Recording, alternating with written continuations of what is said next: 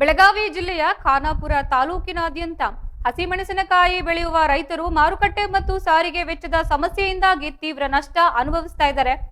ಈ ಹಿನ್ನೆಲೆಯಲ್ಲಿ ರೈತ ಮುಖಂಡರಾದ ರವಿ ಪಾಟೀಲ ಹಾಗೂ ಅಶೋಕ ಯಮಕನಮರಡಿ ನೇತೃತ್ವದಲ್ಲಿ ಗಂದಿಗವಾಡ ಗ್ರಾಮದಲ್ಲಿ ಇಂದು ಸಂಬಂಧಪಟ್ಟ ಅಧಿಕಾರಿಗಳು ಸ್ಥಳಕ್ಕೆ ಕರೆಸಿ ಬೆಳೆಗಾರರಿಗೆ ನ್ಯಾಯ ಒದಗಿಸುವಂತೆ ಒತ್ತಾಯಿಸಿ ಮನವಿ ಸಲ್ಲಿಸಲಾಗಿದೆ.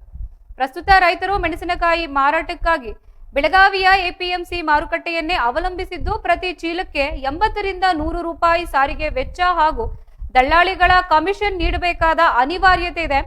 ರೈತರಿಂದ ಕೇವಲ 20 ರೂಪಾಯಿಗೆ 1 ಕೆಜಿ ಮೆಣಸಿನಕಾಯಿ ಖರೀದಿಸಿ ಗ್ರಾಹಕರಿಗೆ 80 ರೂಪಾಯಿಗೆ ಮಾರಾಟ ಮಾಡಲಾಗ್ತಾ ಇದೆ. ಇದರಿಂದಾಗಿ ರೈತರು ಬೆಳೆದ ನಷ್ಟವಾಗ್ತಾ ಇದೆ, ಮಧ್ಯವರ್ತಿಗಳ ಪಾಲಾಗುತ್ತಿದೆ ಎಂದು ರೈತರು ಆಕ್ರೋಶ ವ್ಯಕ್ತಪಡಿಸಿದ್ದಾರೆ. 25 ವರ್ಷಗಳ ಹಿಂದೆ ರೈತರ ಬೆಳೆಯನ್ನ ಮಾರುಕಟ್ಟೆಗೆ ತಲುಪಿಸಲು ಇಲಾಖೆಯೇ ಸಾರಿಗೆ ವೆಚ್ಚ ಭರಿಸುತ್ತಿತ್ತು.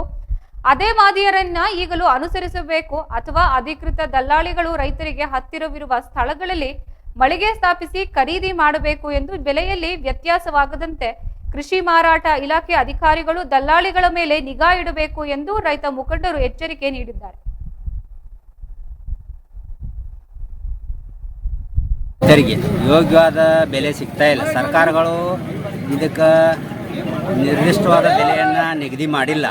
ಇವತ್ತಿನ ದಿವಸ ಇಲ್ಲಿ 20 ರೂಪಾಯಿ ಕೆಜಿ ತುಂಬಿಕೊಂಡು ಹೋಗಿ ಅಲ್ಲಿ ಗ್ರಾಹಕರಿಗೆ 80 ರೂಪಾಯಿ 120 ರೂಪಾಯಿ ಕೆಜಿ ಮಾರುವಂಥ ಪ್ರಗತಿಯನ್ನು ಹೊಂದೈತೆ. ಅದಕ್ಕೆ ಅಧಿಕಾರಿಗಳಿಗೆ ನಾವು ಮನವಿ ಮಾಡಿದ್ದು, ಇವತ್ತಿನ ದಿವಸ ಬಂದು ಯಾರ್ಯಾರು ವ್ಯಾಪಾರಿಗಳಿಗೆ ಅದಾರಲ್ಲ ರಿಕ್ ಮಾಡಿ ಇಲ್ಲಿ ರೈತರಿಗೂ ಲಾಭ ಇಲ್ಲ, ಅಲ್ಲಿ ತಿಂತಕ್ಕಂಥ ಗ್ರಾಹಕರಿಗೂ ಲಾಭ ಇಲ್ಲ.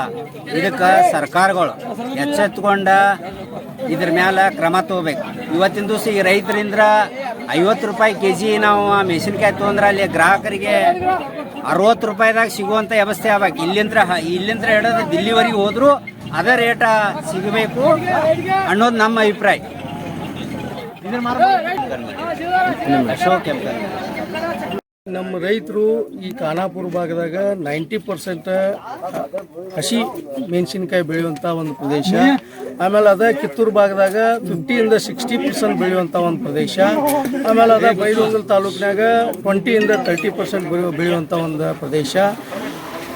ಇಲ್ಲಿ ಏನಾಗತ್ತಂದ್ರೆ ದಲಾಲರಿಂತ್ರ ಪ್ರತಿಯೊಂದರಲ್ಲೂ ನಮ್ಮ ರೈತರಿಗೆ ವಂಚನೆ ಆಗುವಂಥ ಒಂದು ಸನ್ನಿವೇಶ ನಿರ್ಮಾಣ ಆಗೈತಿ. ಆದ್ರೆ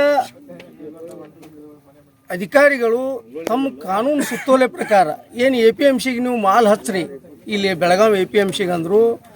ಆದ್ರೆ ಮಾನ್ಯ ಜಿಲ್ಲಾ ಅಧಿಕಾರಿಯವ್ರಿಗೂ ಗೊತ್ತೈತಿ, ಮಾನ್ಯ ಅಲ್ಲಿ ಬೆಳಗಾವಿ APMC ಸೆಕ್ರೆಟ್ರಿಗೂ ಗೊತ್ತೈತಿ ಅಲ್ಲಿ ದಲಾಲರು ಎಷ್ಟು ಜನ ಅದಾರು, ಆಮೇಲೆ ಎಷ್ಟು % ದಲಾಲರು ಅದಾರು, ಇನ್ನು ಉಳಿದವ್ರು ಏನೇನು ಕೆಲಸ ಮಾಡ್ತಾರು, ಅವರು ಅಂಗಡಿಗಳು ಖರೀದಿ ತೊಗೊಂಡದಾರು.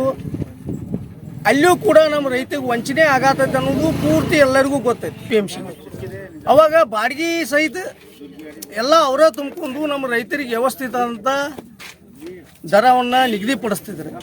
ಈಗೇನಾಗೈತಪ್ಪ ಅಂದ್ರೆ ಏನಾದ್ರು ಗಾಡಿಯವ್ರು ಹುಣ್ಣಾರು ತಿಳಿವತ್ತು, ಏನು ದಲಾಲ್ರಿ ಏನೋ 4 ಮಂದಿ ಚೀಲಾಗಳು ಇಟ್ಕೊಂತಾರೆ ಈ ಕೆಲಸ ಮಾಡಕ್ಕೆ ಹಚ್ಚಾತಾರ ತಿಳಿವತ್ತು. ಆದ್ರೆ ನೀರು ಹಾಸಿ ದುಡಿಯುವಂಥ ರೈತಿಗೆ, ಮುಗ್ಧ ರೈತಿಗೆ ಪ್ರತಿಯೊಂದರಲ್ಲೂ ವಂಚನೆ ಆಗತ್ತೈತಿ. ದಯವಿಟ್ಟು ಇದನ್ನು ತಪ್ಪಿಸುವಂಥ ಕೆಲಸ ಅಧಿಕಾರಿಗಳು ಮಾಡಬೇಕು. ಓಪನ್ ಮುಂದೆ